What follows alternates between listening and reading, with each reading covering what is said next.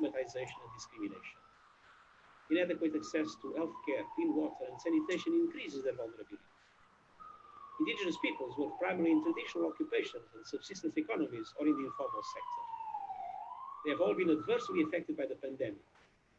Indigenous women, more often the main providers of food and nutrition for their families, have been particularly hard hit with the closure of markets for handicrafts, produce, and other goods. We must also urgently address the plight of Indigenous children who do not have access to virtual learning opportunities. Around the world, Indigenous people have been at the forefront in demanding environmental and climate action. Lapsed enforcement of environmental protections during the crisis has brought increasing encroachment on Indigenous people's territories by illegal miners and loggers. Many Indigenous people have been victims of threats and violence, and many have lost their lives in the face of such threats. Indigenous peoples have demonstrated extraordinary resilience. Indigenous communities, with the autonomy to manage their lands, territories, and resources, have ensured food security and care through traditional crops and traditional medicine. The Karen people of Thailand have revived their ancient ritual of Kro Ye, or village closure, to fight the pandemic. Such strategies have been applied in other Asian countries and in Latin America, with communities closing off entry to their areas. Realizing the rights of indigenous people means ensuring their inclusion and participation in COVID-19 response and recovery strategies. Indigenous peoples must be consulted in all efforts to build back stronger and recover better. From the outset of the global pandemic, United Nations agencies have been working to uphold indigenous peoples' rights. We have been helping to safeguard health and safety and provide access to social protection and economic opportunities.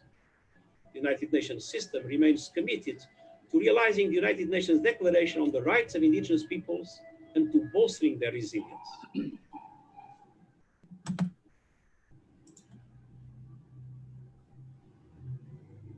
I thank the Secretary General for his video message. Now I have the honor to deliver my opening remarks. Excellencies, distinguished Chairperson of the Permanent Forum of Indigenous Peoples, distinguished elders and representatives of Indigenous peoples, ladies and gentlemen, as we commemorate this important day, I wish to pay my respects to all Indigenous peoples around the world. I also acknowledge that in many countries, COVID-19 is posing a particular threat to their health and well-being. It is critical that the global community work to mitigate the pandemic's impact on Indigenous groups. Excellencies, today we celebrate the progress achieved in the 38 years since the inaugural meeting of the Working Group on Indigenous Populations. Its landmark legacy is the United Nations Declaration on the Rights of Indigenous Peoples. This historic instrument is a framework for the recognition, promotion, and protection of the rights of Indigenous peoples, including in relation to sustainable development. It establishes the minimum standards for their survival, dignity, and well-being. Yet, Indigenous peoples in most countries remain in the most vulnerable health category. They have significantly higher risk of disease than their non-indigenous counterparts, high mortality rates, and lower life expectancies.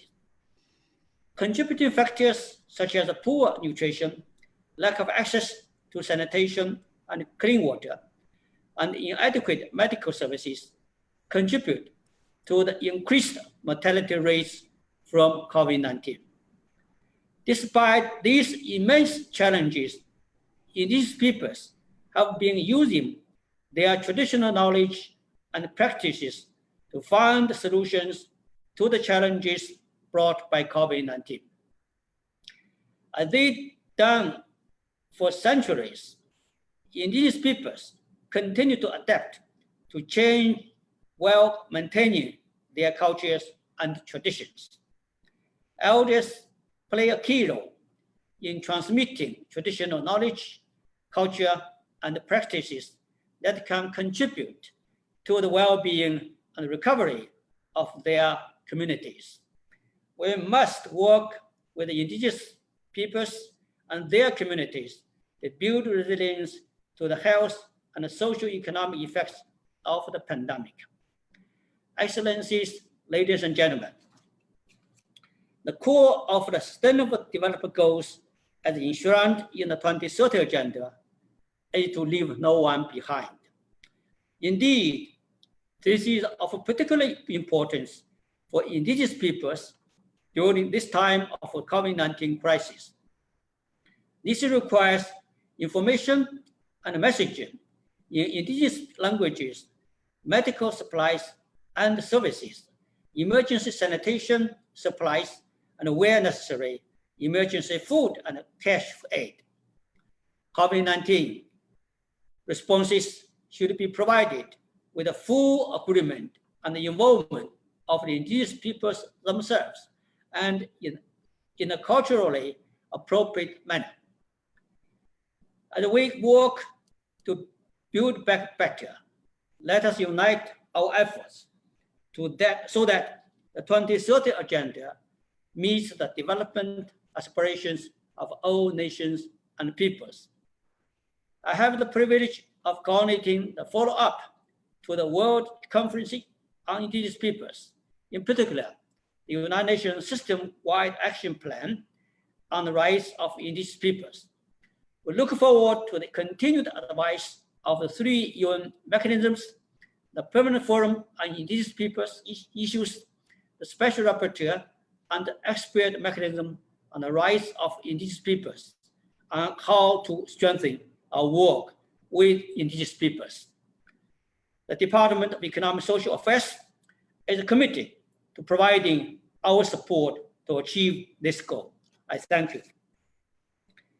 Distinguished participants, I now have the honor to invite Ms. Anya Nguyen, Chair of the Permanent Forum on Indigenous Issues, to deliver her remarks for the commemoration of this International Day.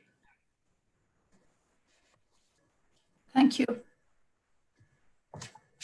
Mr. Lu Zhenmin, Undersecretary General for Economic and Social Affairs, Indigenous elders, sisters and brothers, distinguished panelists, excellencies, ladies and gentlemen, I'm honored to join you today for the 2020 commemoration of the International Day of the World's Indigenous Peoples, and greetings from Sápmi, the northern part of Finland.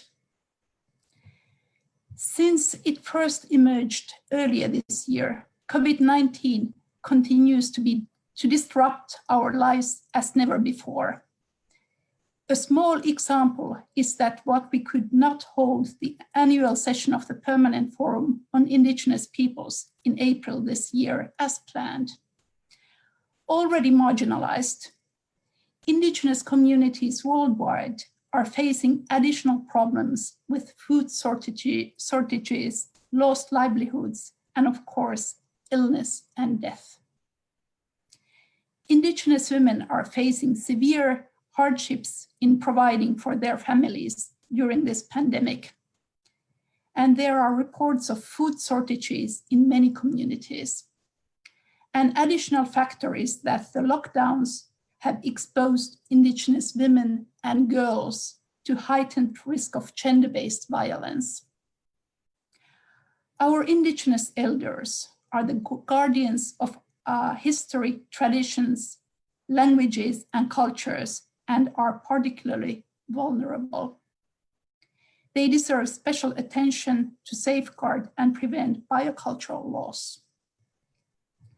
COVID-19 has also impacted Indigenous children and their education, especially those located in remote areas, with no access to distance learning tools. They are experiencing an ever-increasing digital divide.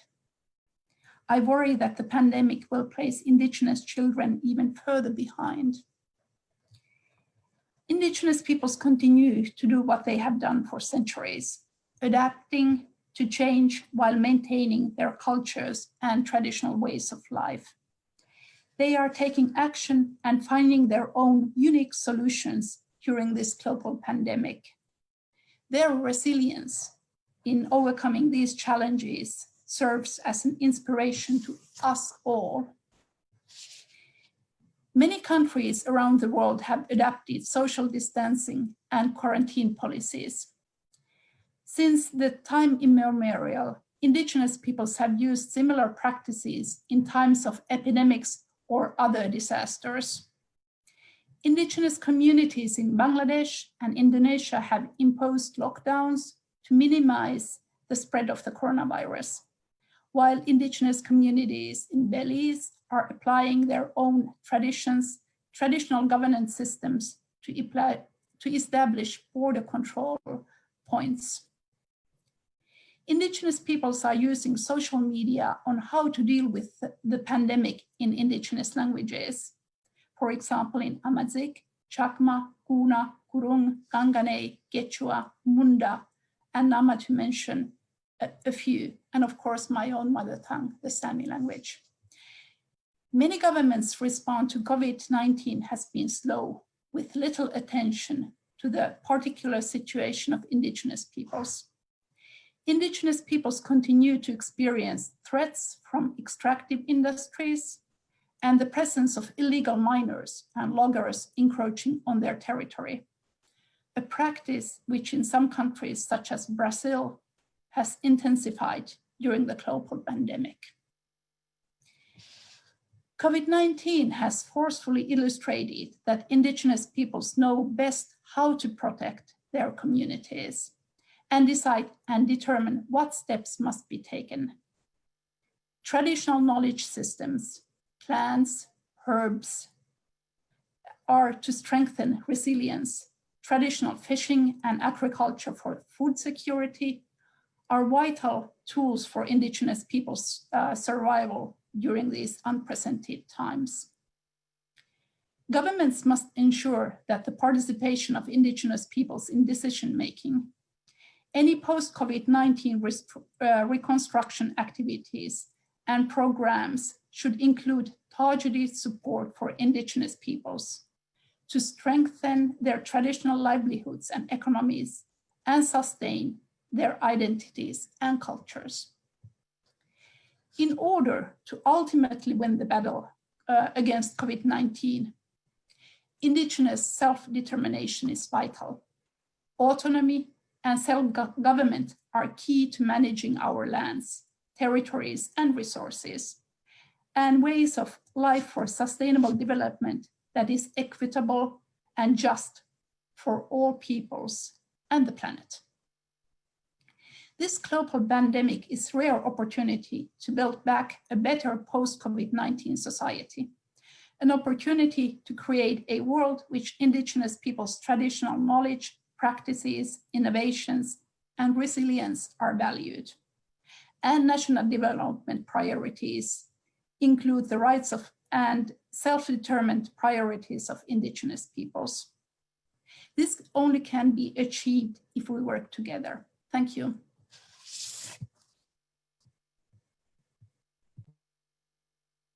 Thank you, Ms. Nawakam, Chair of the Permanent Forum on Indigenous Issues. We are so delighted to have you with us today. I hope that you will be able to come back to your own headquarters to chair one of the meetings of the Permanent Forum very soon. Distinguished participants, I now invite the chair of the Group of Friends of Indigenous Peoples, a friend from the Permanent Mission of Mexico to the United Nations, to deliver the remarks. Thank you very much, Your Excellency, and good morning. Dear friends, I have the honor to make this statement on behalf of the Group of Friends of Indigenous Peoples, a multi-regional group of 20 states that comprise Argentina, Australia, Brazil, Bolivia, Canada, Colombia, the Kingdom of Denmark, Dominica, Ecuador, El Salvador, Estonia, Finland, Guatemala, Nicaragua, Norway, New Zealand, Spain, Paraguay, Peru, and my own country, Mexico. The group of friends is pleased to take part in today's event on occasion of the International Day of the World's Indigenous Peoples. We thank the organizers of today's event and take note with high appreciation of the Secretary General's message. Indeed, we commemorate this International Day amidst the COVID-19 pandemic, which is having a serious impact on the health, well-being, and livelihoods of Indigenous peoples across the world, who account for over 476 million people. It is a challenge unlike any other. It poses serious risks to Indigenous peoples, both in urban and in rural areas, in particular to the health and well-being of elders, persons with underlying health conditions, persons with disabilities, women, and children. As we face this challenge, it is important that states and international organizations provide Indigenous peoples with adequate, accessible, and culturally appropriate information, including through the use of Indigenous languages.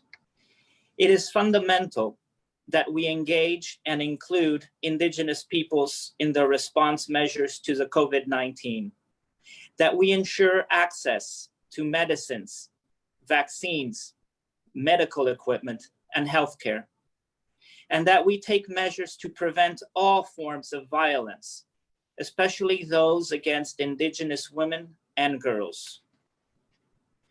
Equality and non-discrimination must guide our responses to COVID-19, and Indigenous peoples should take part in their design, implementation, and evaluation.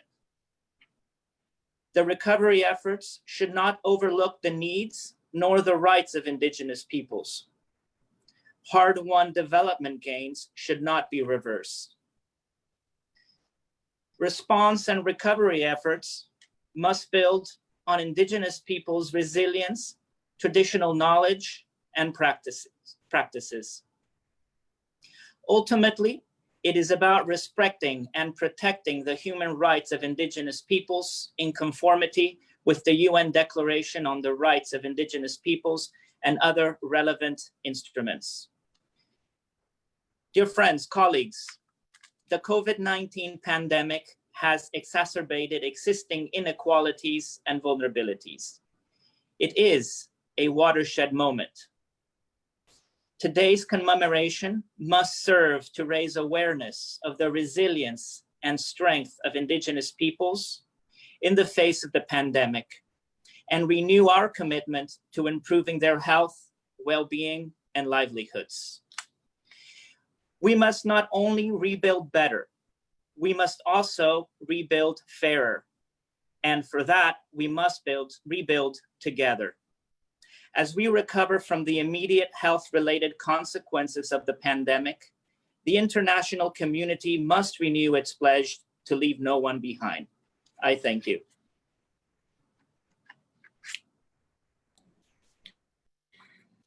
I thank Mr. Elizondo of Prime Minister of Mexico for sharing his perspectives on behalf of the group of friends of Indigenous peoples. Distinguished participants, ladies and gentlemen, Indigenous peoples are crucial partners in fighting the COVID-19 pandemic. Their traditional governance institutions and knowledge for protecting biodiversity, including health and food systems, contribute to building a successful COVID-19 emergency response and recovery. To leverage contributions and ensure that their rights and well-being are secured, we must engage with the Indigenous peoples and promote their participation. We encourage member states to recognize Indigenous peoples' representative institutions, authorities, and governments as the legitimate representatives of Indigenous peoples. Planning and design of health services and responses to the pandemic and dealing with its repercussions must therefore include Indigenous peoples' representatives. Let us, member states, indigenous peoples and the United Nations work together to implement the United Nations Declaration on the Rights of the Indigenous Peoples to achieve the objectives of the 2030 Agenda for Sustainable Development. I would now like to hand over to my colleague, Ms. Chandra Roy Henriksen, Chief of the Indigenous Peoples and Development Branch, Secretariat of the Permanent Forum on Indigenous Issues, to continue with interactive dialogue with our invited panelists. Chandra, now you take over the floor. Thank you very much, Mr. Liu, and thank you so much for being with us today at this 2020 commemoration of the International Day of the World's Indigenous Peoples. We will continue now with the discussion, which will be interactive. And first of all, I just want to mention that I'm with the Indigenous Peoples and Development Branch of the UN DESA, which is within the Division for Inclusive Social Development, and we work to support the Permanent Forum on Indigenous Issues. You just heard Ms. Nurgam speaking, the chair, and we also support the UN system, in particular Mr. Liu, the USG of DESA, in following up on the World Conference, including on the SDGs and the development agenda. Now, we will now commence with the interactive dialogue, and there's interpretation in English, Spanish, French, Portuguese, and Russian, with many, many thanks to DOSIP for providing us this facility and for making sure that the messages go across in different languages to the different viewers around the world. We will also, after the interactive dialogue, take some questions and come back to the panelists for responses. And for this, you can, on Zoom, click on the Q&A button, which is at the bottom. And on Facebook, you can type question into the comments field. You can also tweet question to @UN for Indigenous, and don't forget to add the hashtag Indigenous Peoples Day. I'm going to commence now with the discussions. We will have very interesting panelists coming to share their perspectives, their vision, their views with you. And as a first introductory statement from the panelists, the first panelist we're going to invite to speak is Sonia Gwajada. She is the executive coordinator of the Association of Indigenous Peoples of Brazil. She belongs to the Gwajada Tenetejar, I hope I pronounced it properly, in Maranhão, and has studied modern languages and nursing, and also has a postgrad degree in special education from the State University of Maranhão. In the 2018 elections, Sonia was a candidate for the Vice President of Brazil, the first Indigenous woman to run for that office. We wish her every success in the future. She's been working with COIAB and also many other Indigenous organizations. And we turn now, and Sonia, of course, has been very much involved with the pandemic in her community. Sonia, we have seen the devastation experienced by Indigenous peoples in Brazil. And just this weekend, the toll hit 100,000. Now that's a very, very high number. And of course, we know that many Indigenous peoples are also included in that. We're going to ask you the first question we have, and we're going to do it as a question and answer session. So I'll just put forward questions to the panelists and come back, and we'll come back with comments. First of all, to Sonia, how has your community been coping with the pandemic? What are the main challenges you face? Sonia, por favor.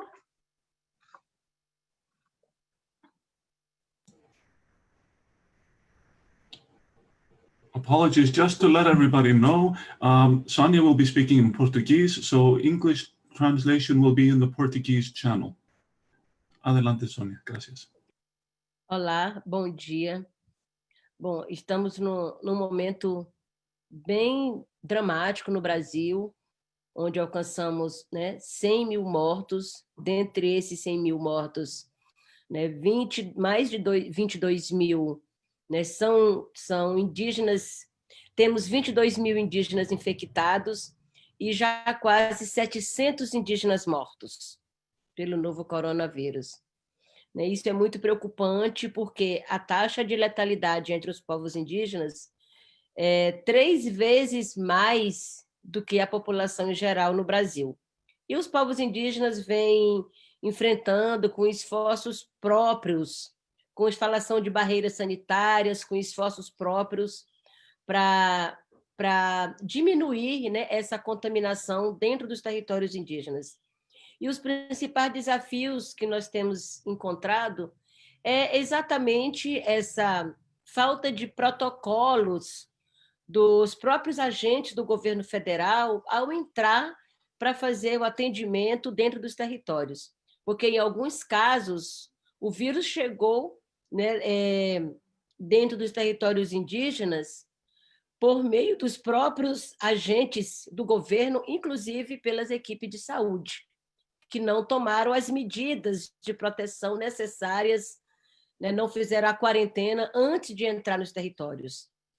E essa baixa estrutura, né, dos órgãos, né, de saúde favoreceu esse aumento muito acelerado de contaminação. Né, não temos testes rápidos suficiente para, né, confirmar quem está ou não está contaminado. A ausência dessa testagem também aumenta a propagação, né, com muito mais rapidez dentro dos territórios indígenas. Então, a PIB tem enfrentado, né, essa pandemia com várias ações. Nós realizamos agora, né, construímos um plano de enfrentamento à Covid-19, feita pelo movimento indígena. Realizamos ontem uma live Maracá Emergência Indígena para divulgar ao mundo, né, a situação real em que se encontram os povos indígenas no Brasil. Da mesma forma, nós apresentamos uma ação no Supremo Tribunal Federal para obrigar o Estado brasileiro, o governo federal, a assumir sua responsabilidade de cuidar, né, e adotar medidas de proteção aos povos indígenas. Essa ação foi aceita pelo Supremo e estamos agora, né, nessa construção de medidas, né, junto ao governo federal. Então, o governo negou, né, um projeto de lei que veio do Congresso Nacional, vetou o acesso à água potável para os povos indígenas, o que isso é inaceitável.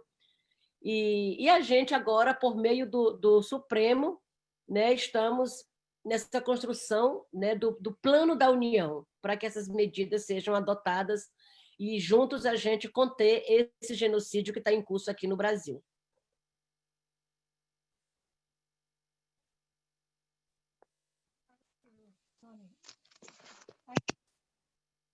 Thank you very much for giving us this overview of what is the situation there. And as you mentioned, it's extremely dire because we know that everybody says Amazon is the lungs of the world, among one of the lungs of the world, and that Indigenous peoples have been affected 3 times more than in other parts of the country.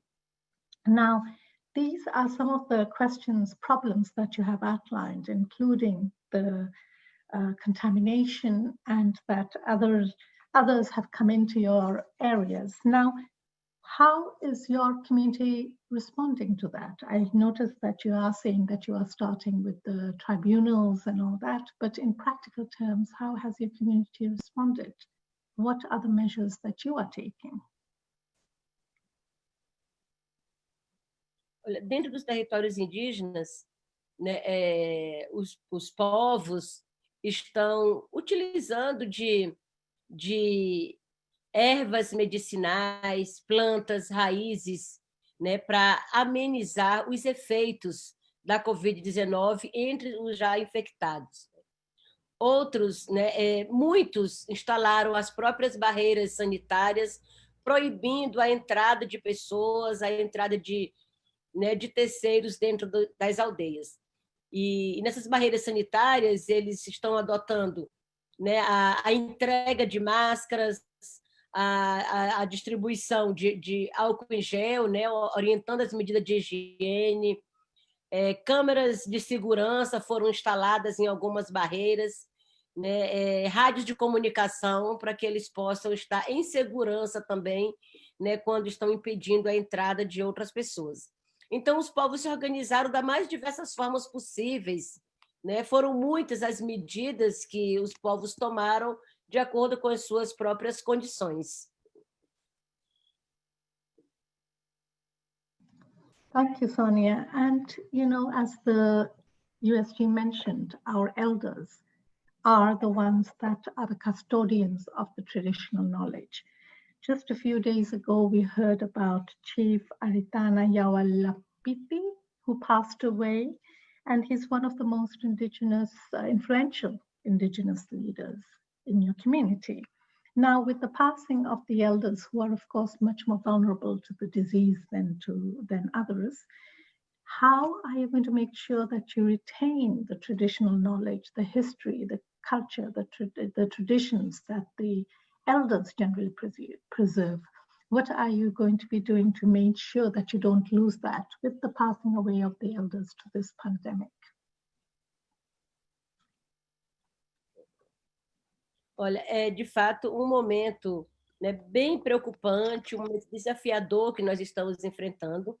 Já são muitas perdas de anciãos, de anciãs, esses que são, né, os guardiões do conhecimento, os guardiões da cultura, e que com eles não somente se perde a vida, né, mas a nossa cultura também enfraquece, porque são eles os responsáveis desse repasse, né, do conhecimento para a próxima geração, né, para a juventude. E nós estamos, né, agora já orientando as comunidades para que os jovens possam estar mais atentos, estar mais focados nesse interesse de conversar, de né, receber esse conhecimento, né, desses anciãos que ainda estão aí. Muitos povos perderam, né, já boa parte dos anciãos. O povo Cocama, no Amazonas, já perderam 52 pessoas. O povo Chavante, no Mato Grosso, perdeu já 32 pessoas. Né? Meu povo Guajajara, aqui no Maranhão, né, já perderam quase 20 pessoas. Dentre eles, né, a metade são anciões e anciãs. E vale dizer também que muitos estão morrendo tanto pela falta de atendimento, né, como também outras doenças, porque os que estão contaminados, infectados da Covid-19, muitos não conseguem resistir, não chegam no hospital a tempo, né? Mas outros também que estão acometidos de outras doenças não conseguem ter acesso ao hospital porque este está reservado apenas para casos de Covid-19. Então, acabam morrendo também. É um momento que a Covid-19 está matando, mas que outras doenças também possíveis de tratamento, né, e de cura estão matando muitas pessoas. Outros estão com medo de ir ao hospital porque, logo no começo, né, o presidente Jair Bolsonaro falou que entre um jovem e um ancião, né, e em caso de não haver condições de atender os dois, ia dar preferência para os mais jovens. E o idoso estava ali condenado a morrer, né? Então, muitos dos nossos anciãos têm medo de ir ao hospital e morrer, né, por falta de atendimento. Bom, fora tudo isso, nós temos ainda outras situações agravantes, que é a continuação das invasões dos territórios, né? Nós temos muitas invasões de madeireiros que continuam roubando, né, as madeiras nos territórios, o garimpo ilegal, são mais de 20 mil garimpeiros no território indígena Yanomami, em Roraima, e esses invasores, além de seguir com a degradação e destruição ambiental, eles são, né, vetores de contaminação. E em muitos casos, né, como Roraima, por exemplo, onde a maior parte dos infectados, né, é onde tem a maior presença também próxima, né, de garimpo ilegal. Então, a gente está aqui, né, assim, sujeito a vários desafios que precisam ser enfrentados, né, agora e também na pós-pandemia. Gracias. Obrigada, Sonia. Thank you very much for giving this question. And of course, it's an issue which, as the SG pointed out, many of these pandemics, these diseases, had actually been brought into the indigenous communities by others who are not of that area, of that ethnicity. And this is an issue which has been affecting indigenous peoples around the world for centuries. Now we turn, and for Sonia, just please be on standby because we're going to come back for questions to the panelists after all the panelists have spoken. We're going to move now to Asia. And in Asia, we have Gam Ashim Rai, who is the Secretary General of the Asia Indigenous Peoples Pact, which is a network, a regional organization of many of the indigenous organizations in Asia. Gam is a Naga and a human rights activist, and he's been working for almost 30 years. He's very much involved in peace building initiatives and has also written widely on human rights, environment, and indigenous issues. Now, as Secretary General of AIPP, Gam is also tasked with advancing indigenous people's rights, not just in his own country, which is India, but also around the region. So Gam, I'm just looking at the numbers that in fact in India itself, it's supposed to be the third most hit by the pandemic around the world, and of course in Asia. And this is also similar to the challenges that have been raised in other parts of Asia and of course around the world. So my first question to you is, what has been the impact and how are indigenous peoples in Asia dealing with the pandemic? Gam? Okay, thank you, Chandra, for that opening question. In terms of the impact, I would first like to say that in most of the countries, indigenous peoples were little affected except for the Philippines, where there was a report in the northern part of Philippines that there was some contact of COVID in the early stage. Otherwise, across Asia, there were very little cases of COVID-19. But now the number of COVID-19 is rising, and that makes it very unpredictable in terms of the consequences and the actual impact that we are actually going to experience. That is the situation now, except for a few countries where we can predict to some extent because there are data available. And there are also initiatives and cooperation that we can see between communities and governments and other agencies, health workers, and so on. No? So, but as you rightly say, that India is one of the worst hit now, and it can be the very case in Bangladesh, Nepal as well. It's just that the information and data is so unclear. So the issue of data availability is one of the main problems that we have in terms of trying to project what to do and what is the actual impact going to be. Now, as such, for instance, in India, South Asia, for example, we had always felt from the beginning that this could be the next center eventually, that to be worse hit by the pandemic. And I think our guess is turning out to be true, as we can see the rapid rise of the numbers in India. Now, in India itself, in the earlier stages, as far as we know, the indigenous peoples were very little affected. But the number is increasing more so after what is happening in terms of reverse migration or the returnees of these indigenous peoples back to their villages. Now, this has a few reasons why the number is increasing. One is that, of course, a lot of indigenous peoples are working as migrant workers in the cities, especially in South Asia and also in Thailand, because Thailand is the hub of migrant workers of the Mekong. Now, countries like in India, it was reportedly that there were more than 23,000 makeshift camps when the lockdown started. And then a number of indigenous families, including their kids, they were maybe just 7, 8 years old, and their wife and the husband, they just had to walk back because they had no food or any kind of protection or relief being made available to them. So a lot of them died as they reached their villages because of their deteriorated health condition, and possibly also because of the availability of nutritious food that they could access to. I think they become far more vulnerable, and therefore the rapid rise because of the weak health conditions. This happened with a number of migrant workers in terms of thousands, which we don't have data.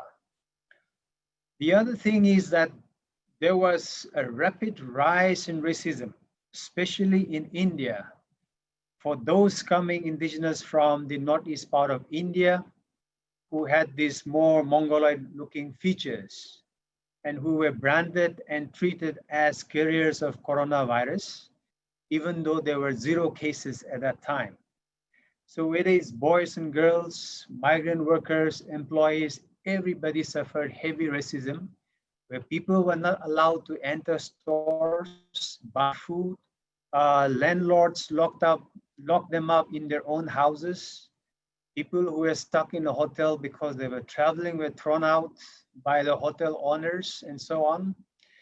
So it was a very, very intense and deep form of racism that this coronavirus unfolded in some parts of Asia.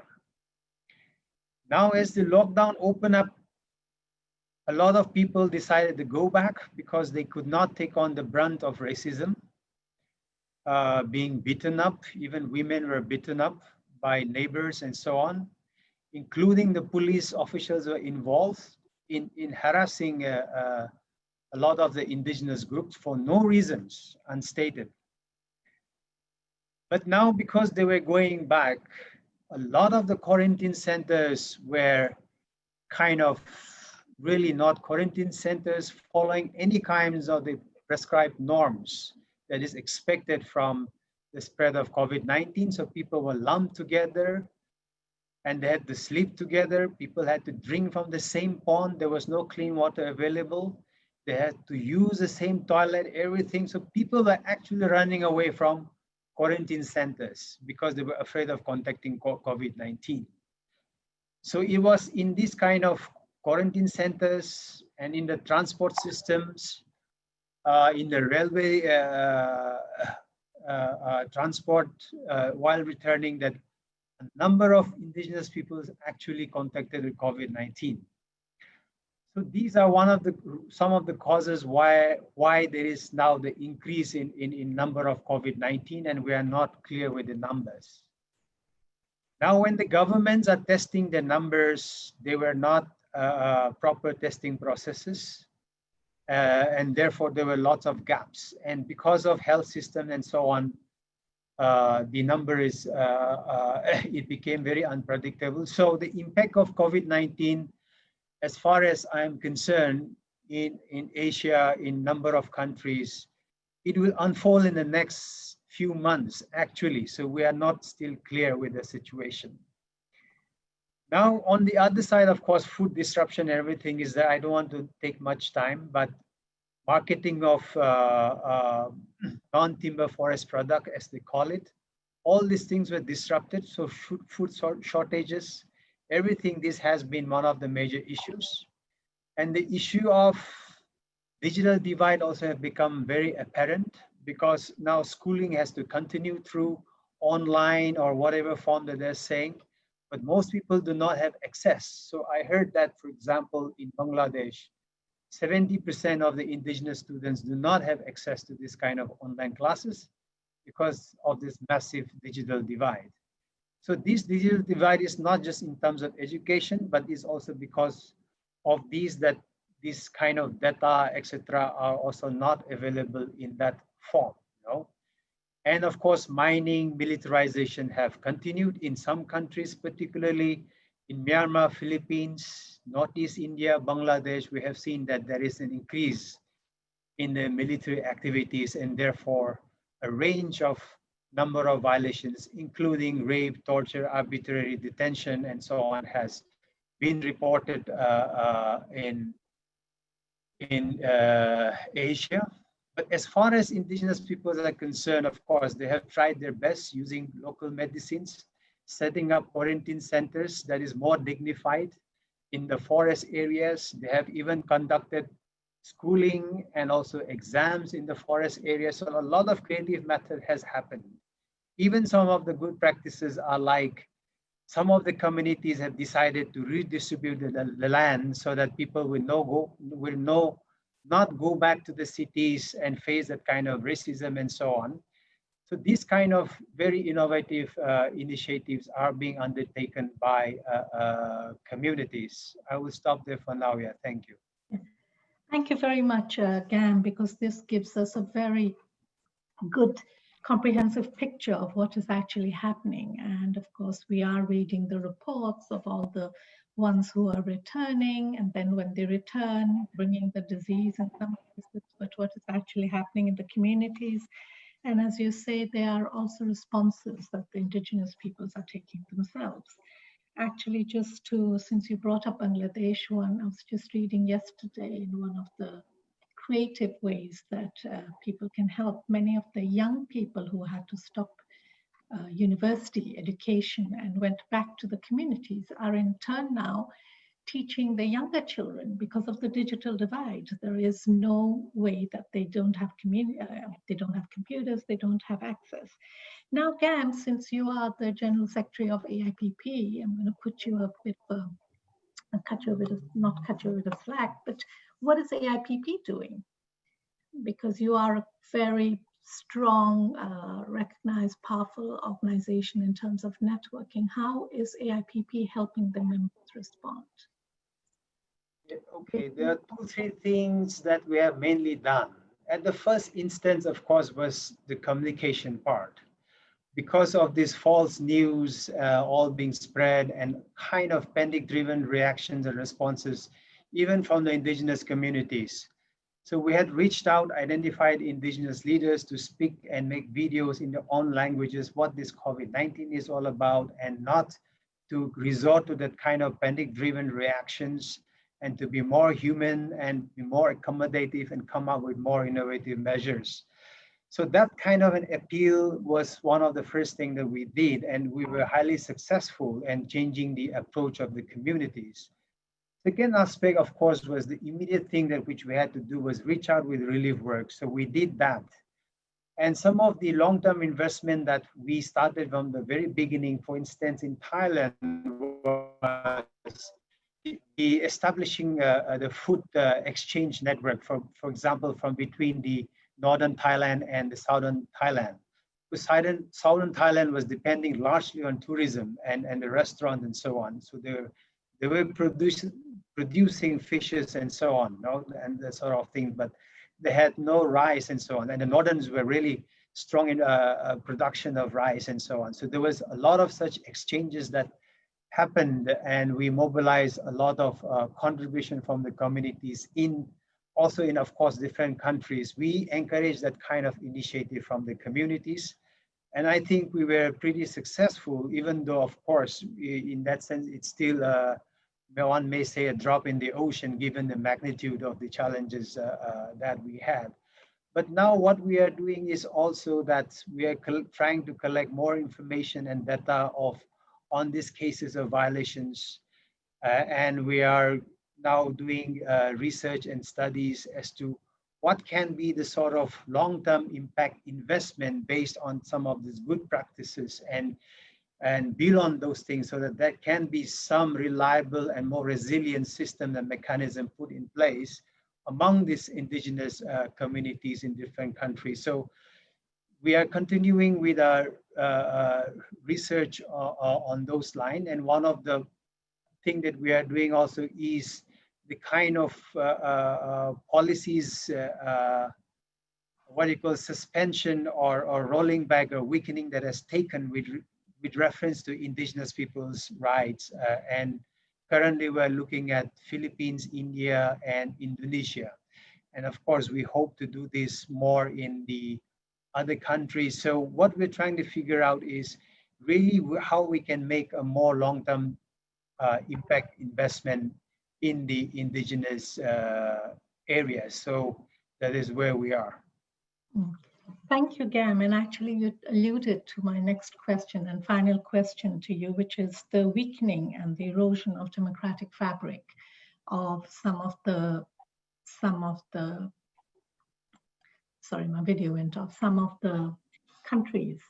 And this is something that I know that you have been working on also in your previous life. And of course, you continue, and you did talk about mentioning the policies that you're working on. Now, what are you, and you said you're conducting research, because I think that's the first step towards coming up with policy recommendations, programming support, because this is a situation that has continued for many, has been going on for many years, and it's now even during the pandemic, also we hear reports of. What exactly are your particular concerns, and what do you think will be the best way forward to make sure that this does not happen again? Yes, I think that is quite a difficult question in terms of where we can find some way forward in really making the government respond in a positive way to the issues that we're facing, particularly on this issue of shrinking of civic space and democratic space that we are talking about. No? Because I believe this is global in nature, but quite intensive in the last few years in Asia. And this has been intensified, and this makes the intention of the government quite clear during this COVID-19, because some government definitely has gone out quite openly and using it as a Trojan horse, no, to conduct military campaigns and to frame false charges against human rights activists and so on. Now, the thing is that we are definitely interested in looking out for governments and partnership. And we hope that this is where some of the UN agencies, like the Permanent Forum and of course the Special Rapporteur and Human Rights Commission and others, and also of course governments from other countries. So in fact, we have tried to even reach out to the Australian government, New Zealand government, and so on, where we can have more constructive dialogue with the Asian governments. And of course, we have tried our best with the Malaysian government as well to have more dialogue so that we can move towards more constructive engagement. Because of course, this is political, but my point of view is that this is not an issue of lack of political will, but I see it more as an issue of corruption, as an issue of political will that is not meeting with the people or the indigenous vision. So where can we find this meeting point? That is more the question, because I believe that a lot of the governments are becoming more authoritarian, and their political will is directed towards what they think is the right thing to do, and continue to see our issue as a threat to national security, a threat to territorial integrity of the state, and also anti-development in nature. No? So these are narratives that has become so predominant. And these are things that we are gearing up ourselves to reach out more with other civil society organizations and mainstream society that this is not the case. We can be far more constructive, and that indigenous can contribute a lot more in deepening of democracy in Asia, because the political institutions that are available to us and access to justice has become very ineffective at this point of time. So other civil society groups and mainstream society need to respond to the call of indigenous peoples that we need to enter into constructive dialogue with governments and not continue to pose indigenous issues as a threat that I just described. No? This is a big challenge. It's a huge political challenge, but I'm sure that if some governments begin to open up, we have some chances. And just like we're giving our best effort in Thailand, and there are some openings that we see here. We see also some opening in Malaysia. So those are good signs, and we hope that they can play more active role. And then AIBP definitely hopes that we can draw in civil society discussions and other governments as well.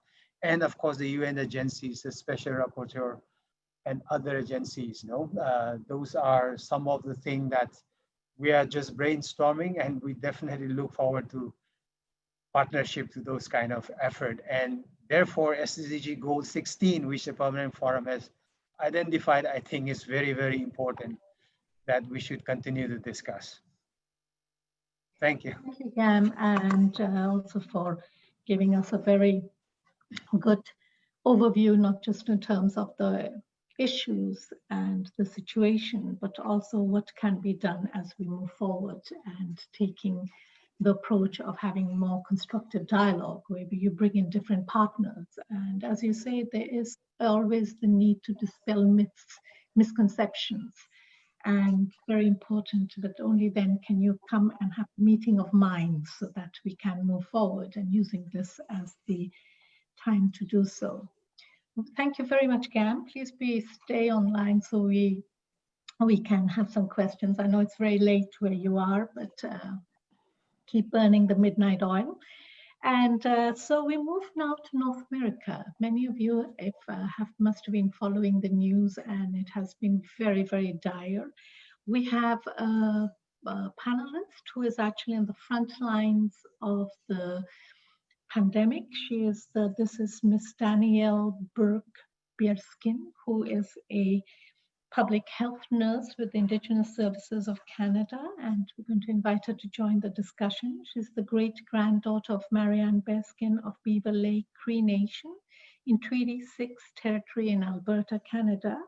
She has a master's degree in nursing with a research focus on cultural safety in nursing and education, and she continues to practice frontline nursing in addition to her leadership and research roles. We are very, very happy that we have you here with us, Danielle, and I hope that you will be able to share some perspectives and some of your experience with us working as a public health nurse in Sandy Lake First Nation, which is also a very remote fly-in reserve in northwestern Ontario, and how the community and you are actually responding directly to COVID-19.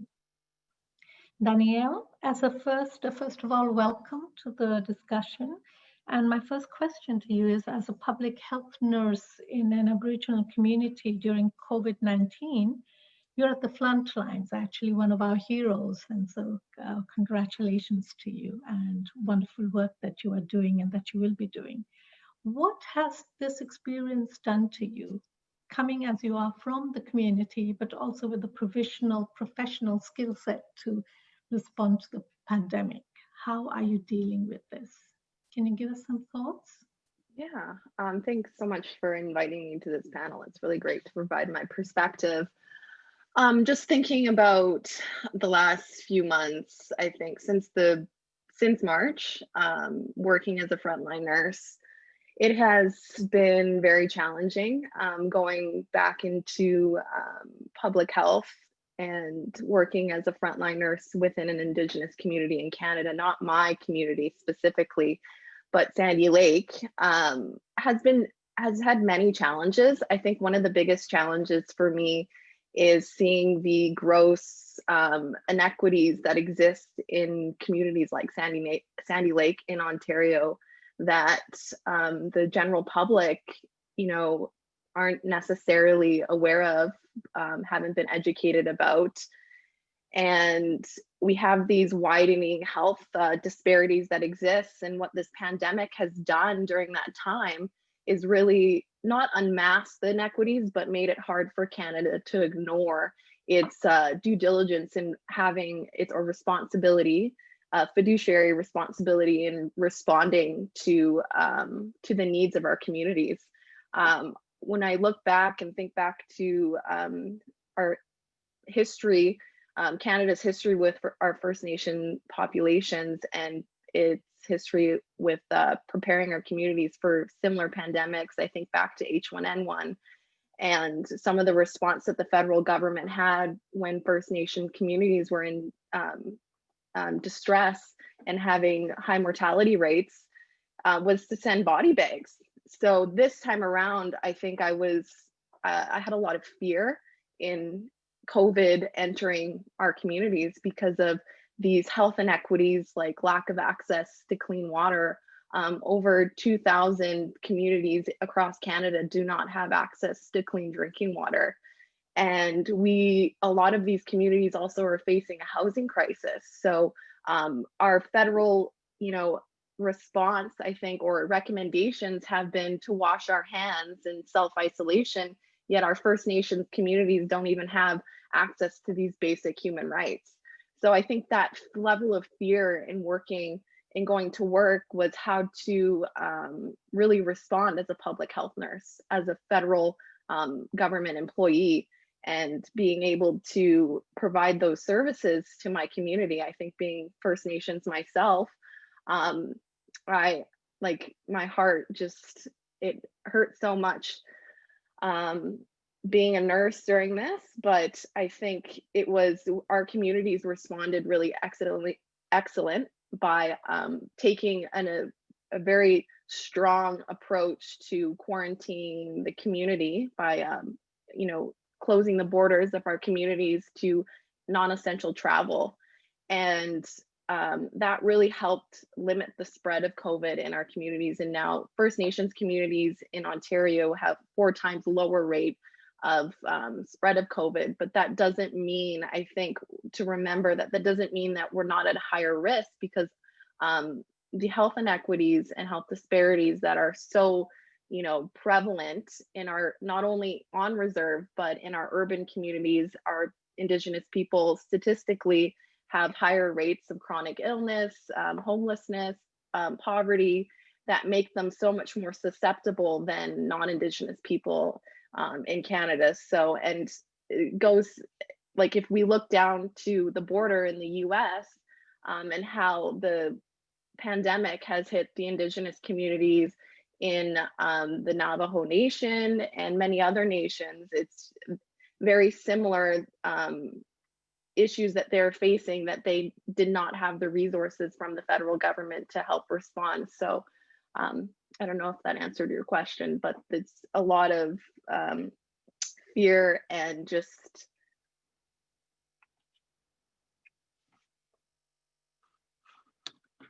I can't really hear anything now. Thank you very much. And you must be really emotionally draining and exhausting, but also very, very powerful, all these emotions dealing with this. And of course, I know that even from the reports we hear, a lot of it is in terms of frustration, because we cannot, in many cases, don't have the equipment or the resources or the facilities that are needed. And of course, the Navajo Nation, I'm glad you mentioned it, has been quite a bit in the news. Now, as just a question that, you were talking about on reserves as well. And in some ways, you said in some places it has been at a lower level than in other areas. Not necessarily a good sign, but at this moment, it is a good sign. So how do you think that the health services can be better equipped to deal with this? And you just mentioned in some of them that you had faced many challenges. What do you think needs to be done? Well, as I was talking about, I think our 2 biggest challenges working in a rural and remote community during a public health crisis like this was access to clean drinking water and housing. So specifically in Sandy Lake, our health services and our resources were quite limited in terms of having enough housing or housing that prevented overcrowding, so that we could keep our community safe, specifically our elders. We still did have essential travel of community members flying to communities like Thunder Bay and Toronto or Winnipeg for like medical essential appointments. And once they flew back into the community, they had to do 2 weeks of isolation from their family members. And a lot of them don't live in a house, a single person house. It's usually with extended families, sometimes upwards of 20 people in a house. So one of the ways that we, as a pandemic response team in the community, was using the nursing building that was just built for our new nursing station in Sandy Lake. It's about a 20-room nursing residence for all the fly-in, fly-out nurses that come up, and using that as a place that we could put our community members to complete these 2 weeks of self-isolation to protect the community. We also had used the high school gym at one point to help with the numbers of community members that were flying in. And so, preparing for the future, addressing housing is a #1 priority, because it is almost in preventing the spread of COVID, having the ability to have appropriate and safe housing for our communities, #1. And equally #1 is clean drinking water. I think as a public health nurse, when I'm teaching the community on health promotion and how to prevent the spread of disease, hand washing is #1. And I was having to tell community members, oh, we'll just have a bowl of water, and you reuse that bowl of water to wash your hands as a basin. And it just goes against a lot of these very, main principles of hand hygiene, just not having access to clean water. So I think with these, with the community in moving forward, we've now sat, and the community has sat together and created this pandemic response plan that stemmed directly out of COVID. And so going forward, we have this document that we're continually adding to for the future. So it is an unexpected challenge, I think, kind of doing this as we're responding directly to a pandemic, but necessary in knowing where our deficits are within First Nations communities across Canada. And I know I can't speak to every First Nations community because our experiences have been much different. And I think if a fly-in rural and remote community is much more isolated and protected versus a community that has road access. So my community in Treaty 6 territory, Beaver Lake, is a road access community and neighboring a larger community, and just the challenges that they face include, the racism from our neighboring community and systemic racism in accessing health services in that neighboring community. So it's a very complex situation in terms of accessing health services and preparing our communities to respond to pandemics. And it's not something that you can just answer in a simple list question. So thank you very much. And also you actually responded to the question I had, which was how is the community dealing with it? And I think coming up with this pandemic response plan, in fact, we'd be very interested, because perhaps this is something that could be shared with other communities, in terms of resilience in being better prepared for the next pandemic when it strikes. Of course, you never know how this one is going to be dealt with. And of course, the challenges that you have vis-a-vis the different communities and the situation that they are in, whether it's in a fly-in reserve, road access, and of course the discrimination in access to health facilities, which is an issue that we have been hearing many reports on, where this is a huge issue. Thank you very much. Please be on standby for more questions as we come back from the panelists. We wanted to just remind our speakers, our viewers, that we do have interpretation. We don't have it on Facebook Live, but if you've joined through Zoom, we have interpretation in Spanish, French, Russian, and Portuguese. So please do go in on your chat function, and there is one icon which says interpretation, and you can do it through there. I know that with the Zoom meetings, we're all learning as we go, as it is very different to in-person meetings. We've heard from Brazil, from Asia, and from North America, from Canada. We're going to move now to Africa. And as you know, each of the regions is in a different phase of the pandemic. We're going to ask our colleague from Africa, from Mr. Basiru Issa. He's with the Network of Indigenous Peoples and Local Communities for the Sustainable Management of the Forest Ecosystems in Central Africa. He's based in Cameroon. He's been working on the rights of Indigenous peoples for the last 10 years and has been very active both nationally, regionally, and globally on the Sustainable Development Goals. He's been mobilizing support, and we wanted to hear a little bit more from Mr. Basiru Issa on what has been happening on the ground, but also what has been the response and how have you been helping that. Now, Basiru, we wanted to ask you, what is the biggest challenge now facing Indigenous peoples in Africa and specifically your community in Cameroon in adequately tackling COVID-19? Because we hear now that it is on the increase in Africa. Basiru, you have the floor. A big welcome. Okay. Thank you very much, Sandra, and thank you very much, colleagues. And it's really an honor to take part in this panel and in very difficult times of COVID-19 pandemic. It is also very interesting to share experience on how Africa is dealing with the COVID-19 pandemic, and I was keen to listen from what has been happening across the globe around how Indigenous people are faring with it. But honestly, I think Indigenous people are facing similar cases in different places, in different times, and these discrimination is producing different results and different negative consequences on Indigenous people. Okay, coming back to Africa, as of today, based on the World Health Organization report, in Indigenous Africa, we have over 825,272 declared cases of COVID-19. But the most difficult issue is how many Indigenous people are infected.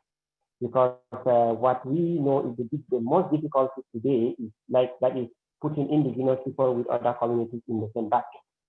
So the lack of disaggregated data makes it very difficult to see how these minorities within the majority are being affected by this. Because as we know, Indigenous people have been facing either through self-marginalization or intentional marginalization by others or by the government. Their geographical situation does not permit them to be at the forefront of those who are benefiting. They are at the forefront of fighting everything, but when it comes to benefiting on issues, their geographical locations don't favor them. And like cases of other tropical diseases that we have had, like the cases of malaria in Africa, African responses all over the continent are being focused on cities and on major cities, and leaving the rural areas who have lack of access to quality health or quality water or everything that you might imagine. So the focus of this in urban areas will make it in such a way that yes, they will fight it and they can eradicate it at the urban area, but it will find its refuge in the local areas of Indigenous people. And these Indigenous people might, because of lack of information, because of lack of technical expertise to detect this COVID-19, they might see it as other. Since the symptoms are the same, they might see it as the same as other diseases that they are used to have, and this might go a long way, spreading it across the Indigenous people. And another thing is, as you know, Indigenous people are not just facing three major challenges amidst the COVID-19. You have that of biodiversity loss, because despite the COVID-19 exploitation continues. You have climate change, because the climate has not changed despite the fact that most men have been reduced and whatsoever. And today, the inequality in the fight against COVID-19. So all these are, are making it making it very difficult. And another issue is, as African governments are concentrated in at the national level or at major cities, they have abandoned, or maybe they care more or less about other diseases that have also indigenous people have been facing. For example, like going to the maternity. So there is under equipment, there is under consideration. And so all these things contribute to the vulnerability of indigenous people. And today, you know, the lockdown that has been and restrictive measures of movement that has been imposed. Indigenous people are subsistence communities. That is, they live on daily basis. That is, either they go to the farm, they go to the market to sell their products, or they go and do work as laborers. When these things stop, no food distribution, no any other material support, you see, this can lead in some coming months to severe food insecurity. And all these have to be taken into consideration. And now we are talking about COVID. Some countries are talking about post-COVID. How is this taken into consideration? And how can indigenous people be compensated in that? Today, for example, wearing face masks or washing your hands with soap is obligatory in most of the countries. And if these materials are not provided to poor communities, how do you expect they can move? We have seen the pictures in some African countries, like in DRC, like in Congo, where indigenous people are wearing these as face masks. Yes, this is good imagination, but how protective is that? How protective is that? How medicinal is that? And also lack of information. We have seen, like in some indigenous communities, where when they put water to wash hands, people come and drink that water. People come and do the ablution with that water. So what is the type of information or communication that has been directed towards indigenous people in the fight against COVID-19? So the consequence is very clear. The consequence is very clear. COVID-19 in Africa will be fought in major cities, but it will find its refuge at the local level. And this is where we think that COVID-19 will have a long-term impact on indigenous people, and it will become like other tropical diseases where they will say, no, this is particular to indigenous people, and this needs to be addressed. And we are also calling on the UN Feminine Forum to make sure that UN country teams in each country should pay particular attention when response is being designed, and how are indigenous people being involved. And I think this UN Feminine Forum needs to work closely with the World Health Organization, which is championing the response, and see how World Health Organization is including indigenous people in their policies and also in their response. Because we know health is a fundamental human right. Without health, we cannot talk. Without health, we cannot do anything. So it is very important for indigenous people to have a seat or a say at the level of the World Health Organization, so that when policies are designed, we see whether they have taken into consideration the traditional knowledge or the particularity or the cultural norms of indigenous people.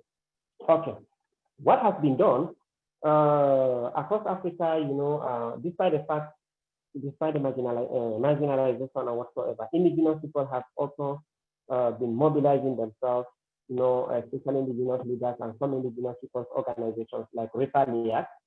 It is here that I would like to thank Pawanka Fund Support, who has supported indigenous people's organization in Africa to strengthen their participation in the fight against COVID. So indigenous people were able to mobilize their resources, especially through Pawanka Fund, to produce face masks, to sensitize indigenous people, and also to lobby with governments to include indigenous people in their response. And I think this has been working very well in DRC and in Cameroon. African government has also been doing a lot. I think it is a time also to extend some gratitude to them. They have also been paying attention to indigenous people, but it is not enough. It is not enough. It should not only be written. We should see action. We should see action. Indigenous people across Africa have also been, you know, sensitizing and doing whatsoever. But it remains. For example, like the issue of education, I've had it also in Asia. When they introduce e-learning to a community which does not have access to energy, which does not have access to modern technological tools, you see it becomes a clear discrimination and a clear exclusion of indigenous people. So I think this one to have to be taken into consideration, and African governments need to be called all the time. The attention needs to be done all the time on when they take this. And this, for example, should other UN organs like when they are designing and supporting government in this domain. So I would not like to take more of your time, but what I will conclude is indigenous people have solutions. Indigenous people have solutions. They can contribute in the fight against COVID-19 through their traditional knowledge. We have seen, like the case in Madagascar, we have seen like the case in Cleda in Cameroon. All of this, the solutions is from the forest or from the savannah. So indigenous people have solutions. Indigenous people need to be contacted. They need to be included, and also they need to be valued. Indigenous people need to be valued, and also, please, we need to have segregated data when it comes to that. For example, indigenous people represent 1% in some countries. If out of that 1%, 20 people are being affected, it becomes very difficult. And another issue is the increase. We have noticed the increase in gender-based violence, because whatever the case, in terms of crisis like this, we need to protect our women. We need to protect our girls. So, and the fact that people are living frustrations and whatsoever, you see there are a lot of cases of gender-based violence which needs to be addressed in the post-COVID-19 plan. No, yeah. So thank you very much. I would like to end there for now, and if you have some questions to ask, then I can answer. Thank you very much. In fact, you touched on all the issues that I was going to ask. So in terms of the traditional knowledge and what it is that we can be doing now. And thank you very much for actually giving us the segue into our next speaker and our last speaker. And this is because Bashiru also asked, what is the UN doing? And are there any plans in place? What is happening at the local level? Where actually that is where you actually have to have more strategic alliances and more action taken. And for this, we are now going to turn to Mario Samaja, who is, and thank you very much, Mr. Samaja, for being here with us.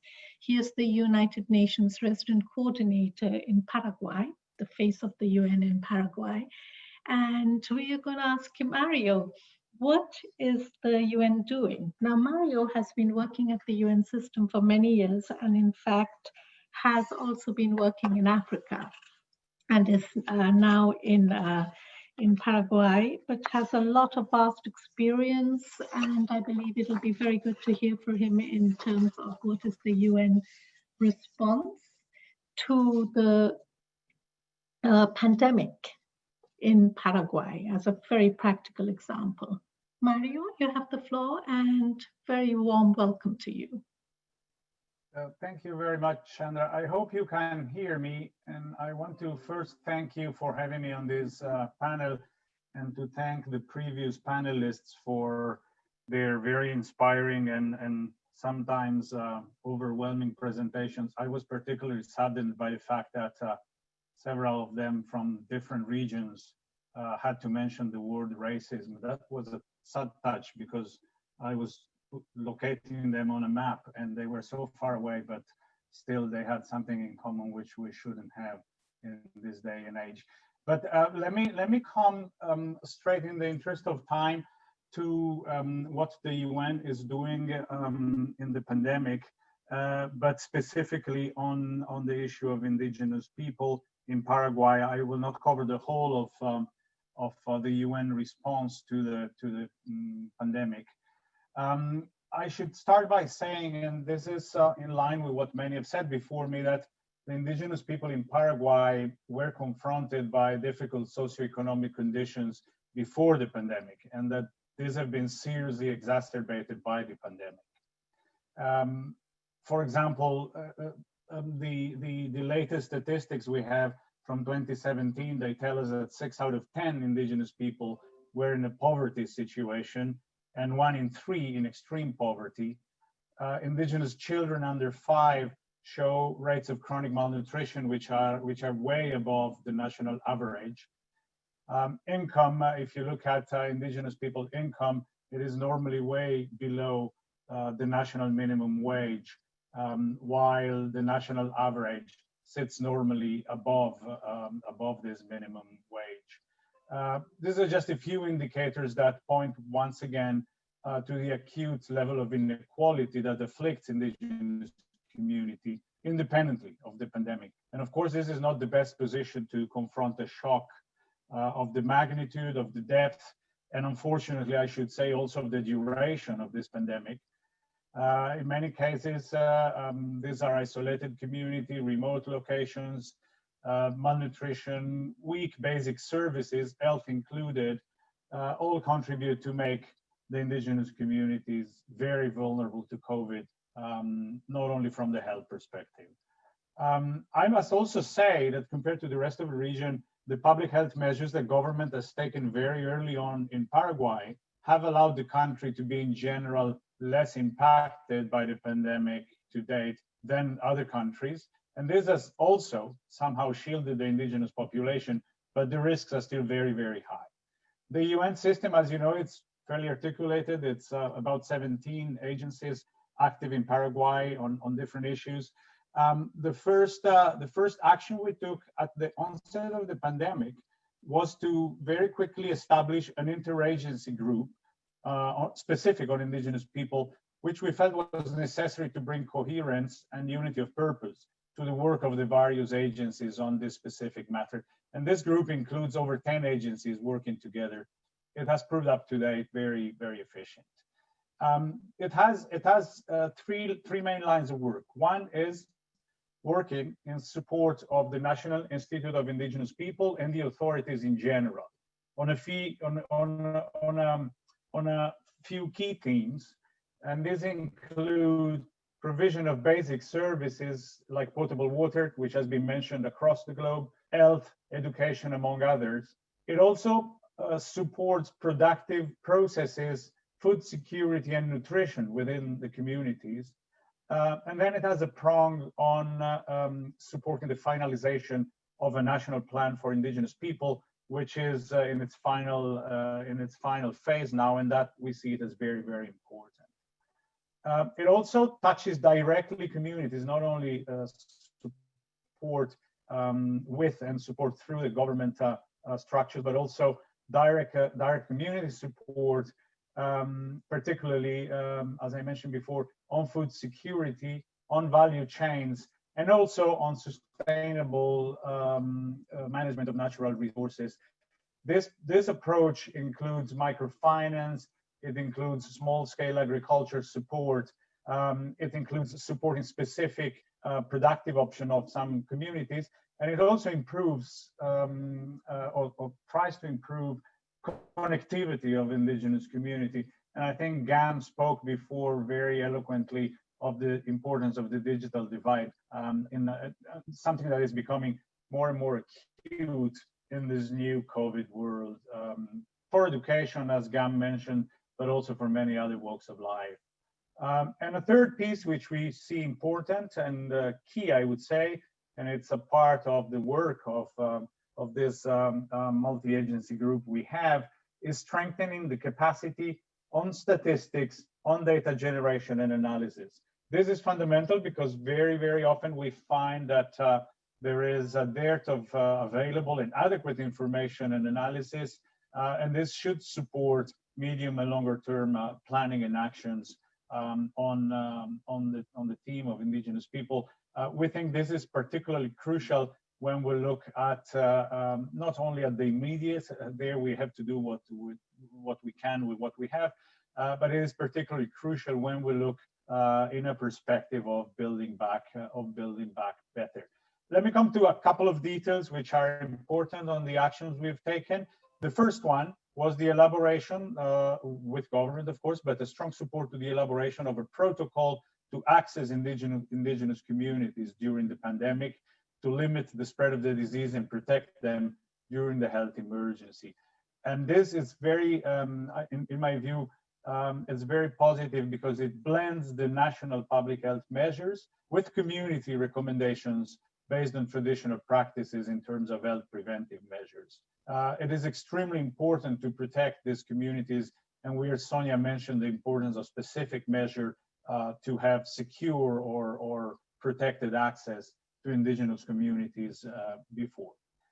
We're also working on the same line in a very strong prevention campaign, disseminating key messages on COVID, specifically focused with indigenous communities, and of course using several of the indigenous languages as a mean of diffusion, which is something that is sometimes lacking. And the campaign also has a very strong focus on women and gender's perspective, considering the importance of women in all of these communities. These are I should stress, these are multi-partner efforts carried out with government, with indigenous organizations, and with other actors, external actors. And I've spoken already of the drafting of the National Plan for Indigenous People, which is in its final phase, but it will, let me use the word benefit. I think it has to benefit from what we are learning from this pandemic. I think I'll stop there, Chandra, in the interest of time. I can elaborate more if you have further questions. Thank you very much.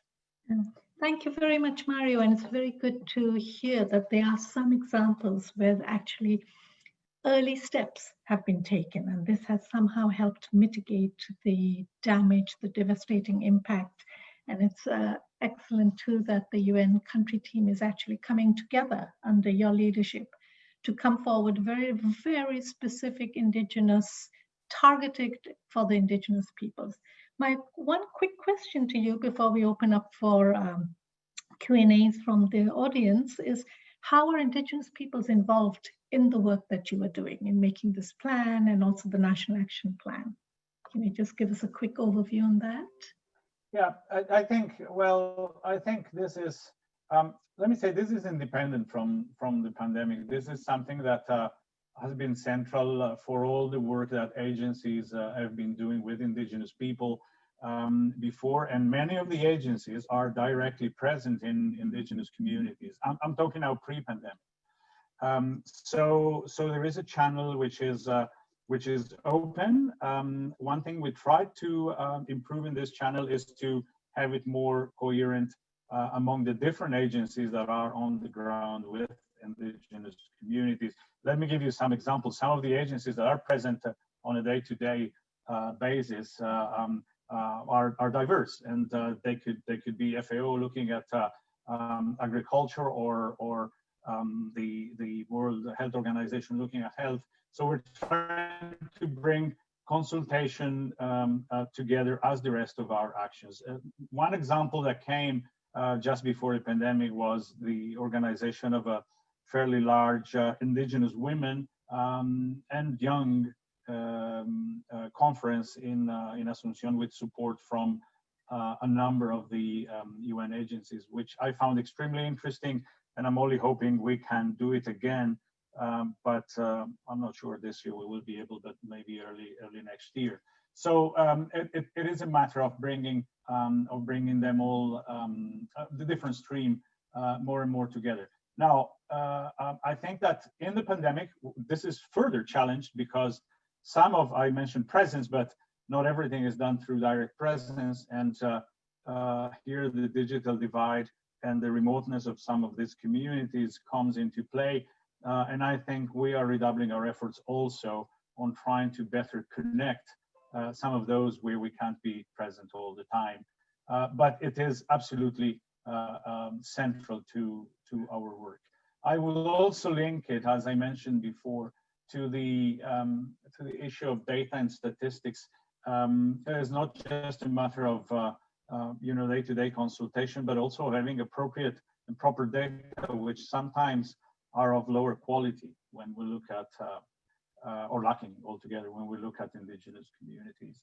And then, if I may mention another piece, which is very preliminary, but I hope it has some future, particularly when we look, as I mentioned before, at building back better, is the fact that we started a conversation, very preliminary, as I say, but we are all very enthusiastic in pushing it.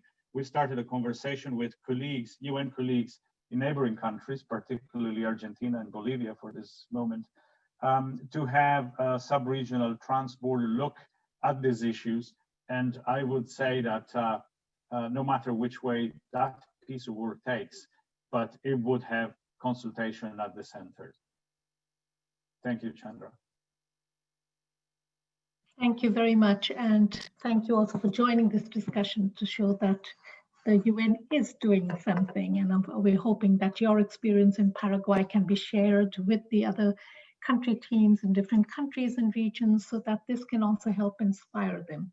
We're getting quite a few questions actually on this and on how this information is being shared. So just to respond that to the panelists, please do send us your interventions. And also, I know that some of you have been talking as Mr. Samario was talking about the National Plan for Indigenous Peoples, which is still in draft form, and also the work of the interagencies.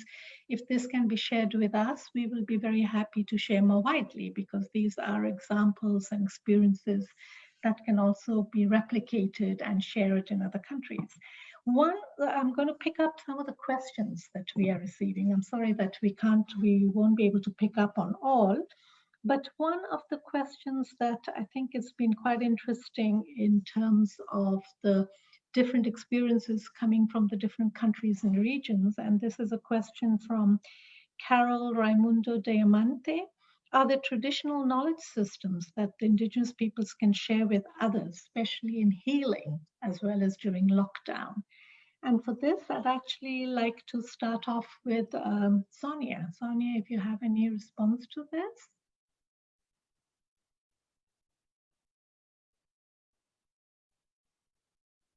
Can Sonia hear me? Sonia está? Okay, I think we may have lost Sonia. If that's in traditional healing and in the lockdown, then Gam, would you like to take that question? Yeah, okay. Okay, just very briefly, of course, when we, of course, in Asia, also a lot are talking about these traditional methods and medicine and so on. But we must, I think, first of all, be clear, it's not like that we have a remedy to the COVID-19, but it's just kind of a lot to do with more popular forms of medicines that we take to boost our immune system in most cases, which communities have generally taken. Those informations are, of course, not secret or patented or something like that. So communities, of course, they are always willing to share and they say what they're taking and so on. So I don't think that is the issue. As long as, of course, this issue of misappropriation and other things that comes along with it, whenever we talk about medicine, I think that's the only concern. But aside from that, these are things that communities are often openly using and they have no problem in sharing. But what I just wanted to add is that why we are successful in some areas or have at least managed to sort of control the spread, or in some cases even leveling the curve, it's not just because of the indigenous knowledge. I would like to stress that it's also because of the culture of cooperation and trust that is within the community. That when we decide that such and such thing is happening, so this is the time that therefore we must take this kind of measures, it is kind of a lockdown or curbing in terms of movement or curbing our activities. The different methods of doing this depending on how we read the situation. And it is that cooperation that comes with it. So it is the culture of cooperation without much resistance that for the common good of the community, the culture of how community responds to the kind of a call. I think that has been one of the key strengths. And I just want to add this point that in many of the instances, situations are so urgent, like we have money, but usually we have to sign this document, that document, bureaucratic process as we go through. In many cases, we did not have to do that, but we simply had to rely on the people who are on the ground because we could not even travel, So trusting that they will do the job and trusting and picking up people that the community also trusts. That's the key to the success. So I don't think there is so much of a magic in terms of the remedies that we are using. It's more of this general kind of herbs and medicines to boost our immune system. In most cases, there may be some special in some communities. I don't know, but just as an information, just to clear that, no? Thank you, Gam. And of course, I think for this, we also have to be very careful that there is no such as they call false news, because as yet there is no response to the pandemic that can be shared widely, so as we understand from the doctors. Now, one of the areas that has also been touched on by a number of the panelists has been the lack of data. And I just wanted to ask, I know that this was picked up by both from Basiru and also by Gam and also by Sonia in some aspects, because of course it is the data that actually helps provide the information for the interventions. Now, are there any steps being taken to collect the data? And Mari also referred to it when he was speaking, how important it is in preparing the plans.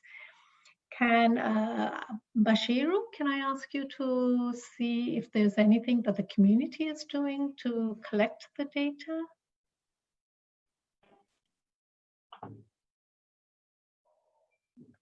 Yes.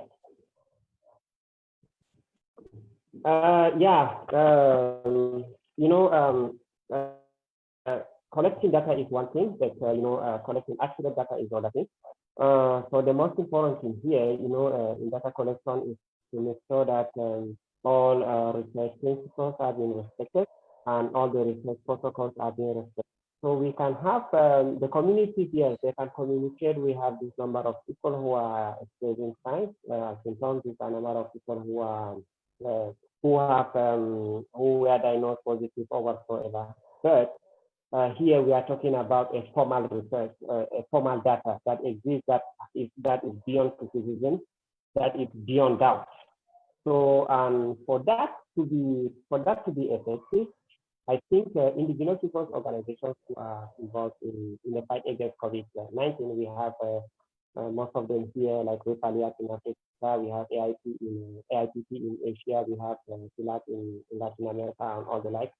So these people should receive support so that they can do formal research with well-defined research techniques, research tools to collect accurate data on indigenous people that can be shared and that will not suffer from any criticism either from the government or from other organizations that are involved in the fight against COVID-19.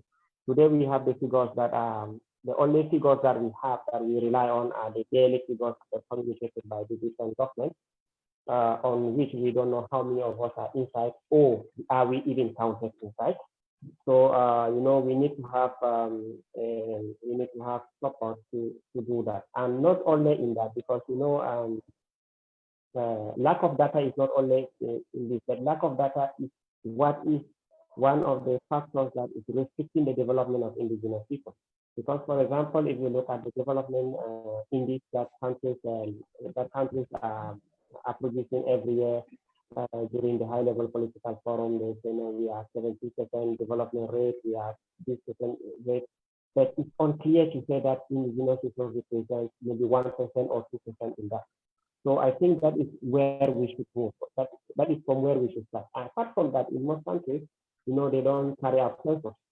So what we need to know is how many indigenous people are living in. Today we have the figures of about 475 million. They represent 6% or 5%. Yes, that is good. Yes, that is good. But it is always, we always say about. We cannot say because we know we are in countries where we know the death rate, so it's easily to calculate if we have a bid. So what we need now is to have that fundamental base, and I think that the cabinet forum should push for that, so that maybe in 3 years, we should have basic data on which we can start building on indigenous. Because you cannot provide for us if you don't know how many of us, how many of us. You cannot provide for us if you don't know how many are giving birth, how many are dying. You cannot provide to us if you don't know how many women are being empowered, how many women are being rights are being violated. So figures are very important. They are the ones that are taught to. Investment is called to figures. So I think we really need to go from that. We need to invest on figures. Thank you. Thank you very much, Bashiru.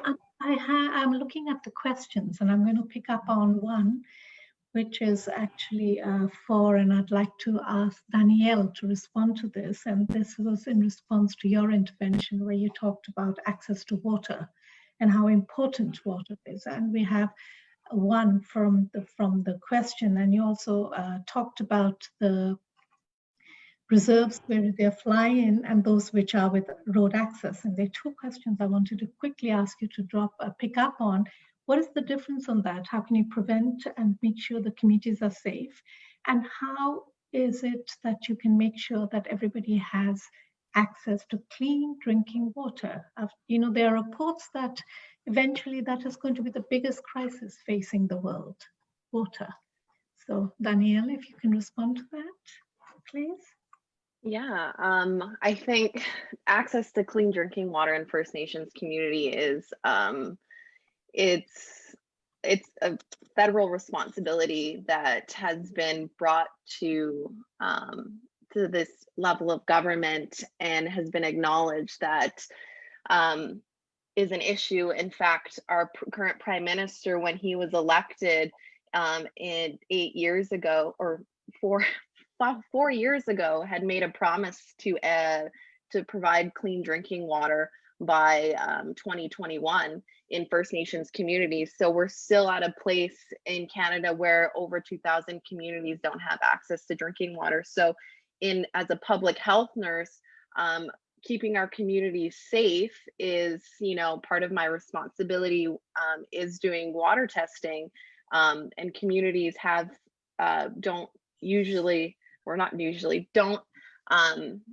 have a lot of resources to properly test water in these communities. And so, it is a bigger issue, I think, than myself. And so how to answer that question on how we get clean drinking water, I always kind of pass that on to our Prime Minister and our federal government, being they have a responsibility to First Nations communities in providing clean drinking water. So the difference between having road access and fly-in, fly-out reserve isn't much different in having access to clean drinking water. For example, in Edmonton is the capital of Alberta. It's about has a population size of about 1 million, and there is a First Nation reserve that is literally bordering Edmonton. And on the city limits, this community has been on a boil water advisory. They don't have access to the city water, and they are within 5 kilometers of a population of 1 million. And so it is that divide between the provincial and federal governments that also provide this complex relationship between First Nations communities. And so even though you can have road access to a First Nations communities, doesn't always mean that they're going to have access to clean drinking water. Mind you, they can drive to an area to get access to clean drinking water and have better health services. So, that is part of the health inequities and disparities that exist differently between our non-Indigenous population and Indigenous. And the general public in Canada isn't aware of the, third world conditions that our Indigenous people live in. Thank you very much, Danielle, for actually bringing this out so clearly. And it just brings to mind what the UN has always been saying and what we already know from working on this for many issues, that when it's indigenous peoples, whether you're in a first world country like, and Canada has very progressive, you have a very supportive prime minister and supportive policies and all, and yet you have indigenous peoples without access to clean water, which in one of the chat functions I see, they're saying it's a very sad to hear of this. And then you hear from other regions where this is also the same case. I'm going to take one last question, and I'm going to actually ask Mario, because this is a question directed in terms of the UN system, that how can others, how can the greater, the larger population, the other citizens help the UN in working and addressing these issues? This is a complex and lengthy answer I should put there, but let me again trying to look a little bit outside the conditions of crisis that the pandemic has brought upon us. I think there's several ways in the pandemic, and we've seen the effectiveness of that in Paraguay. I think every citizen has a duty to protect the others by adhering to the measures that governments and health authorities either recommend or enforce. I'm talking about health measures. I think that where we've seen trust in governments and the people have been committed to this, and Paraguay has been an example by and large, with exceptions, but by and large this has been done. This protects everybody, and it includes indigenous communities. Another piece is what I've mentioned before, that made me sad, was to hear racism mentioned. I think the pandemic has brought up, unfortunately, this is global. It doesn't really depend on any of the regions or colors or type of people. It has brought up rejection. It has brought up racism, simply said, of the worst sort. And this is the work of all people to just counter that in their day-to-day life, in the way they teach their children, in the way they bring up their families, and in the way they interact with other people. I think this is also something very, very important. This comes from communities, not the indigenous communities, of course, but other communities, and everyone has a role in those communities to fight and to reject these positions. I think these are two very important ways of looking at that. A third piece, which I think is something it's easy to forget in the middle of a health crisis, is the territory, the land, and the environment. And I think that also is a question for all people, individuals, but also private sector, companies, any form of associated humans do have a very strong duty on that. And that touches heavily on the conditions of indigenous communities, but on the conditions of us all. And I think we should be very, very wary of the risk that this gets somehow forgotten and shoved under the carpet, because we're all concentrated on the immediate health measures, on socioeconomic issues that are absolutely urgent. But if we swipe the management of natural resources under the carpet, that would be a disaster for everybody. And also in this case, the indigenous communities would be more touched. These are just a few examples. There's many more that we can bring, but in the interest of time, I'll stick to these three things. Thank you very much, Mario. And also, it's actually been a very inspiring session listening to all of the panelists with the different perspectives, yet some of the key issues are common to all that the presentations that we have heard coming up. There are also some questions and comments that are in the chat function. I believe that some of them have been responded to. We can't take all. We're going towards the end of it, and I'm going to give each panelist 1 minute each to give some concluding remarks. And if there are any recommendations or policy frameworks that they want to present. You're going to have 1 minute each. We're going to, is Sonia back online? I am Sonia, no sé si Sonia está. Maybe she had some issues with internet. Sonia, Olá, are you sim. there? Yes. Sonia, you have un minuto para concluir, por favor. Tá bom, só agradecer pela oportunidade de estar com tantas representações indígenas do mundo inteiro, nesse momento, né, que os povos se fortalecem, né, pedindo esse apoio às Nações Unidas, né, aos governos para proteger a vida dos povos indígenas. Nós que com nossos modos de vida próprio temos cumprido, né, um papel fundamental na proteção das florestas, dos territórios, e esse modo de vida que beneficia não só os povos indígenas, mas que dá uma contribuição para o mundo inteiro, né, com esse equilíbrio climático, né, com a diversidade de culturas. Então, nós precisamos muito desse reconhecimento da sociedade e também, né, dessa reconexão dessa sociedade com a Mãe Terra, porque é ela que nos garante o sustento, nos garante a vida, e é por ela que nós lutamos. É isso aí, estamos juntas. Obrigada. Obrigado, Sonia. Thank you very much. And of course, we are all taking notes and we will be relaying this. And of course, from DESA, you heard our USG and also the SG saying how important Indigenous peoples are for the United Nations. And you just heard our colleague speak about this. We have now Gam, if you take 1 minute, please. Gam Shimrai.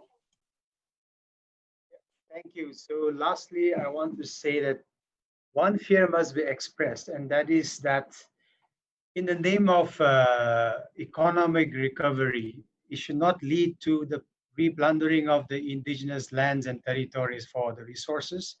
In the name of economic interest, that's one of the biggest concern I have. And then, but at the same time, we have seen the importance of the role of the government, and that should be stressed. And what is the appropriate role that it should play is something that we should all press forward for. Now, in terms of points, I know that access to water, food, information, education, and context-specific health system that everybody must focus on is a given thing at the very basic level. But in terms of rights, I think the issue of land rights, access to food, and investment in terms of food production should be the kind of approach to the indigenous peoples in terms of addressing the indigenous people's issue. And in this, we should not forget mainly those people who have been displaced by developmental projects and have become landless, because they are the one who is suffering the most. And therefore, they must be accounted for when we look at in addressing the issue of indigenous people's concerns as a fallout from this pandemic. And now all these, I just want to say finally, is that must be approached from a long-term perspective, and it should not be from a very short-term perspective. Long-term perspective means that issue of ownership, issue of rights. I think that's something that we really need to look into, and also towards decentralization. Because we have seen this during this pandemic that over-centralization does not work. Whatever has been successful and we have managed to mobilize and we have been successful is only in the context of where there is some form of decentralization, some form of control over the land and forest and so on. So I think this long-term perspective is very important to be kept in mind when we're addressing this issue of the challenges that we have seen during this pandemic. Thank you, Chandra. Thank you, Gam. And as you point out very rightly, rights have to be at the center of any of the efforts that are undertaken. And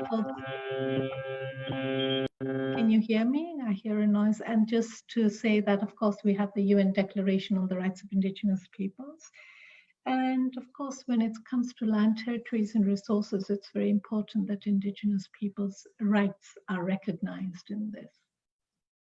Danielle, would you like to say a few words as concluding remarks? Yes, thank you so much. It was a pleasure to be on this panel. as much as important as acknowledging the rights of Indigenous peoples globally.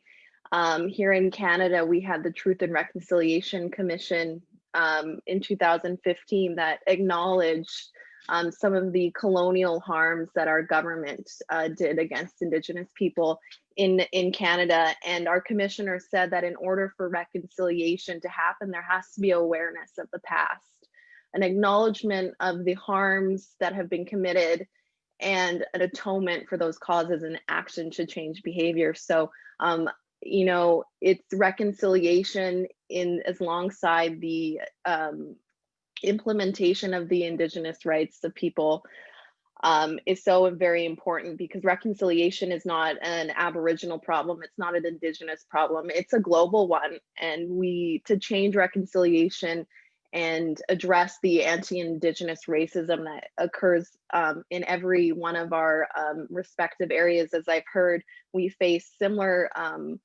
issues in having our voices heard as Indigenous people and being acknowledged, and acknowledging our governments making our issues a priority.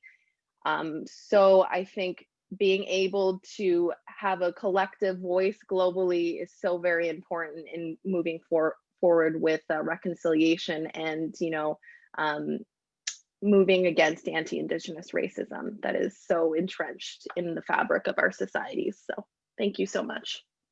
Thank you very much. And I just want to remind our viewers that actually in some of the questions, there are responses. Our colleagues are putting in the responses into the chat. I'm sorry we could not address all of them.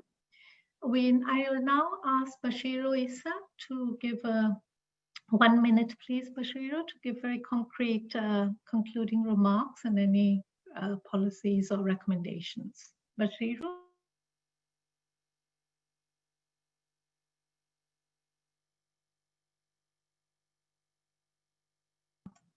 I think we may have lost Bashiru. I don't see him. So can we then move on to Mario? Mario Samaja, who is our UN face on the ground in Paraguay, but also in the Latin. Please. I think you get me Bashiru is now? back, Chandra. You have Bashiru back, Chandra. Let him go first, please. Okay. Bashiru, you're back? Yes, Yeah, please go ahead. thank you very much for inviting me in this rich panel, very rich experience that have been shared and what have been done in other countries. So I would like to endorse first of all what Gam said about Asia on rights. So I think the fight against the COVID-19 pandemic should be a right-based approach. It should respect the right-based approach. Another issue is countries should not only focus on equal treatment, but they should focus on equity. Because there is a big difference between what they are doing now, trying to give everybody equal thing, but it should be equity. And our recommendation goes to UN country teams. UN country teams should take into consideration the existence and the presence of Indigenous people in their country. And the last one is, please, we really need support to Indigenous people organizations or whatever way to have accurate data on Indigenous people, not only those who are affected by COVID-19, but how many of them are in different countries, because we need to know how many people we need to plan for. Thank you very much. I'm hoping to see you next time, and wishing good luck to everyone during this trying time. Thanks. Thank you. And Mario, you have the floor now. Thank you very much, Chandra. It's always complicated to be the last to speak, but I would have three main points. The first point is the need to work together within the UN. That's my job to try and ensure that that happens, and the job of my colleagues, but also more in general to confront the crisis of this magnitude and build back better. I think all must do their part, and this was the gist of one of the questions that were asked to me. UN, governments, private sector, civil society, and the people with very concrete actions.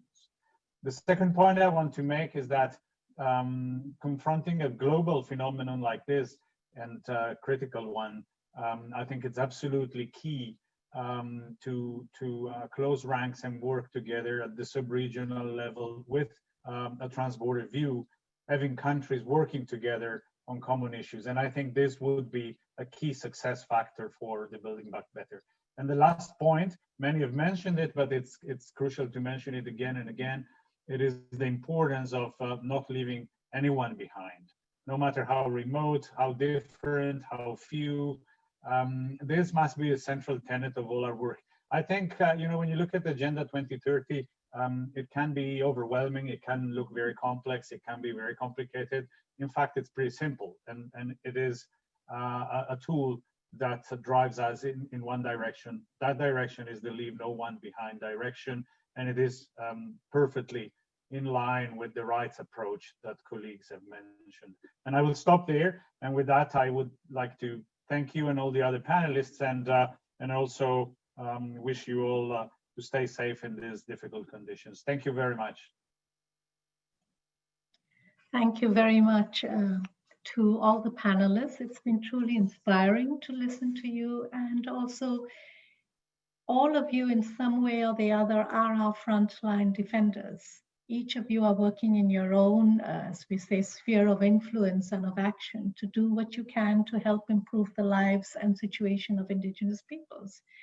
I want to thank the team, all the guests, the audience members, all that haven't joined us online, and especially I know with the time zones, it's very early in some places and very, very late or rather extremely early in others.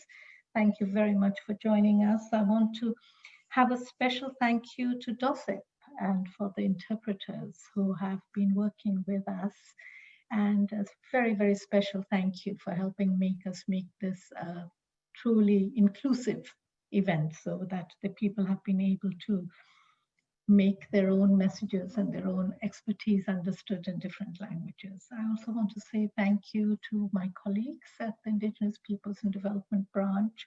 They are the ones working to make sure that everything goes smoothly. So a very big thank you to the team and to DESA and to the UN. We are here, and we will try and we will keep on working to make sure that these are issues that are addressed.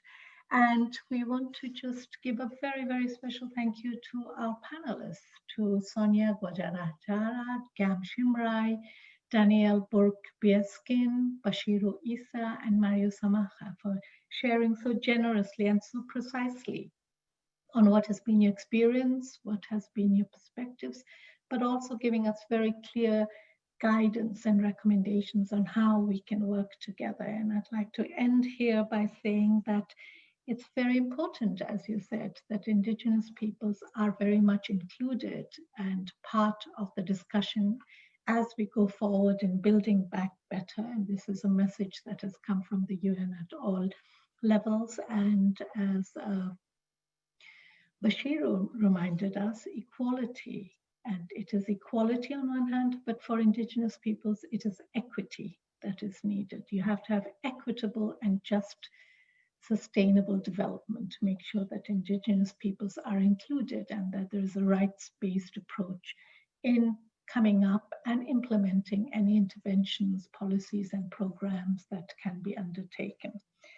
So I look forward to continuing our discussion and our dialogue. Thank you very much on today, the 10th of August, when we are commemorating Indigenous Peoples Day, and of course for sharing your stories, which actually bring out the challenges, the impact, but more than anything, also demonstrate the resilience of Indigenous peoples in coming forward and preparing and devising their own strategies for identity and development. Thank you all very much, and a very big thank you from our team and from the UN. Please stay safe, and we look forward to seeing you again. And I hope and I'm sure that you will all be continuing your work in your own countries and your own communities. Stay safe, and thank you very much. Juju.